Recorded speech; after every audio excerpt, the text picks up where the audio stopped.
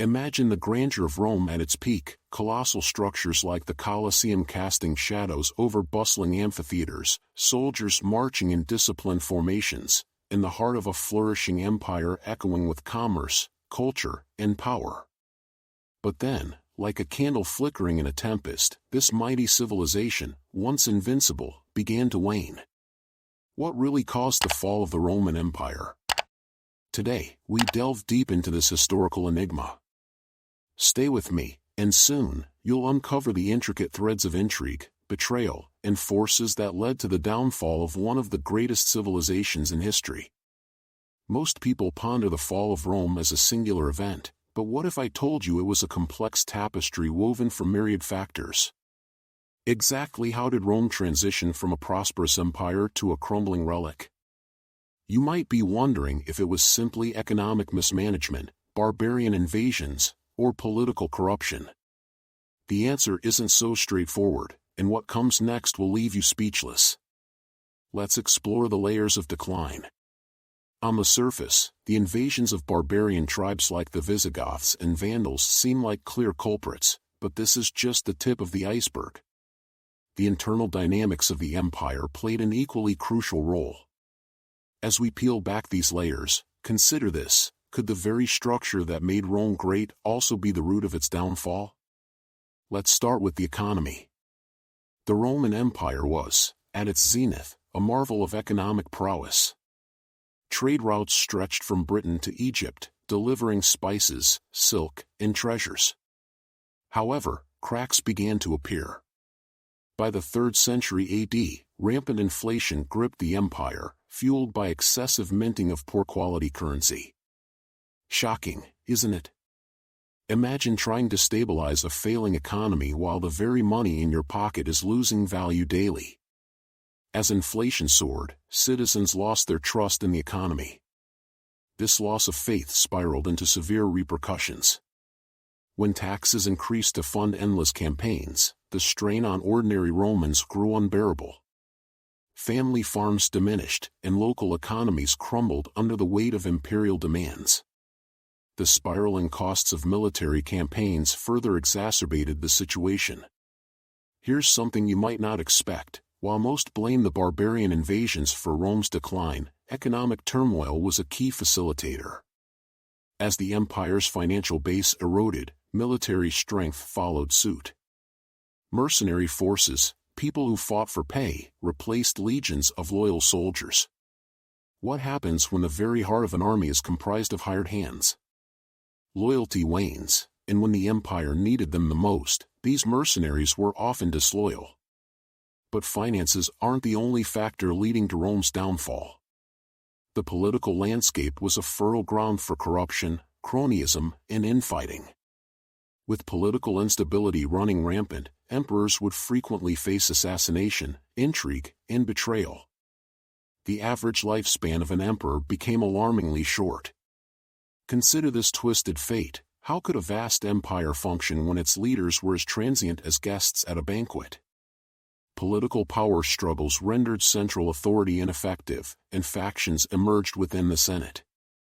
At this point, I bet you're curious to uncover how these political intrigues directly correlated with military effectiveness. When the government became less stable, it affected the military decisions made at the highest levels. Endless wars weakened the empire's core. The focus of many emperors morphed from protecting borders to consolidating their power at any cost, all while the empire's enemies grew bolder.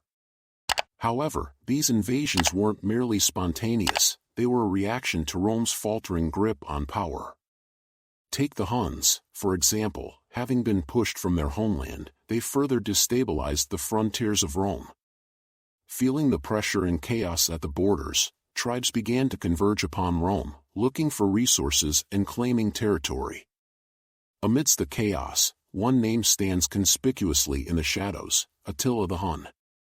This fearsome leader became emblematic of the looming barbarian threat. As Huns pushed westward, they didn't merely seek conquest, they created ripples that encouraged other tribes to invade Roman lands. This domino effect of aggression fractured the once mighty Roman borders. The irony? Rome's reputation for invincibility only served as a magnet for tribes seeking to test their mettle against a now weaker empire. But don't think for a moment that the chaos of war was the only thing keeping those borders fragile. There's a complex social dynamic at play here, too. Over time, as the empire expanded, the citizen soldiers of early Rome were replaced by a professional army made up of non-Romans. This shift diluted the sense of civic duty that had once characterized Roman soldiers, not just a loss of loyalty but a fundamental change in the perception of what it meant to serve. Could an army loyal to coins and contracts ever equal the fervor of one devoted to the fatherland? Then there's the cultural aspect to consider. The Roman Empire was historically unified by shared customs, beliefs, and identity. But as the empire sprawled across vast territories, Europe, North Africa, and parts of the Middle East, it became increasingly diverse. This diversity, while a source of unrivaled richness, began to blur the lines of Roman identity. As provincial citizens began to express their own identities, Rome found it challenging to maintain the unity that had once stitched its empire together. The question arises, can an empire thrive when its citizens view it as just a governing body rather than a shared identity? It's an emotional turning point, truly. The ceremonial pomp of Rome clashed with the realities of a fragmented society. Citizens rose up in protest against higher taxes and scarce resources, turning against the productivity of their own labor to appease a government mired in misdeeds and indecision. And just when you think it can't get any worse, religious upheaval begins to redefine what it meant to be Roman. The rise of Christianity marked a profound transformation in the empire. What began as a fringe movement developed into a belief system that shook the very foundations of Roman tradition. Many in the elites saw Christianity not just as a new religion, but as a rival to the state, a challenge to the age-old pagan beliefs that characterized Roman identity.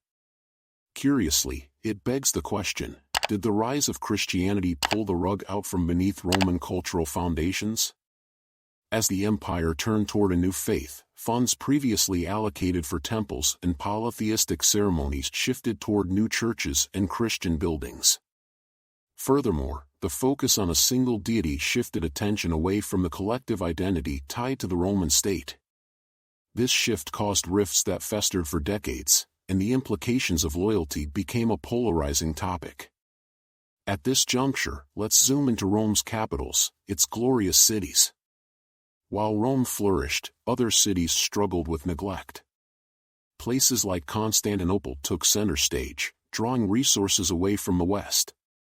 With wealth flowing increasingly to the east, many in the Western Roman Empire found themselves neglected and increasingly desperate. Could the outpouring of resources explain the vacuum of power in the West? Certainly a provocative thought. As rival factions vied for control, the governmental structure began displaying cracks that would eventually crumble the entire facade. In 476 AD, the Western Roman Empire faced its final blow when Romulus Augustulus, and with him the emperorship of the West, tumbled to the barbarian chieftain Odoacer. A pivotal moment indeed. Was this the true end of an era, or merely a reimagining of what it meant to be Roman?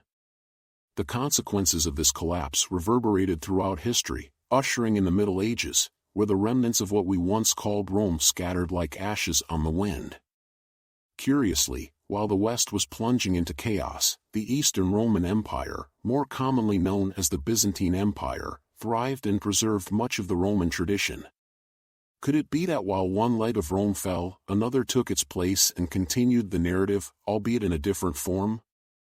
As we draw our narrative to a close, let's reflect on the multifaceted causes behind the fall of the Roman Empire. Economic decay, political instability, external pressures, and internal dissent all intertwine like threads of a complex tapestry. The decline wasn't due to a single catastrophic event but a series of misfortunes, decisions, and changing identities. So what's the takeaway here? The fall of the Roman Empire is a rich narrative filled with lessons still relevant today. It serves as a cautionary tale about the fragility of power and prestige. It highlights the importance of unity and the value of adaptability, especially in changing societal contexts. And perhaps most strikingly, it reminds us that every great civilization is but one misstep away from disassembly. The question remains, as we navigate our own modern world, what can we learn from the ashes of Rome? With so many parallels in today's global landscape, will we rise to the challenge, or will we simply succumb to the gravitational pull of history itself? This journey through time uncovers more than just the fall of a mighty empire. It reveals our own vulnerabilities and the importance of resilience in the face of inevitable change. The narrative of Rome echoes through time, inviting us to reflect, learn, and ultimately connect with our shared human experience.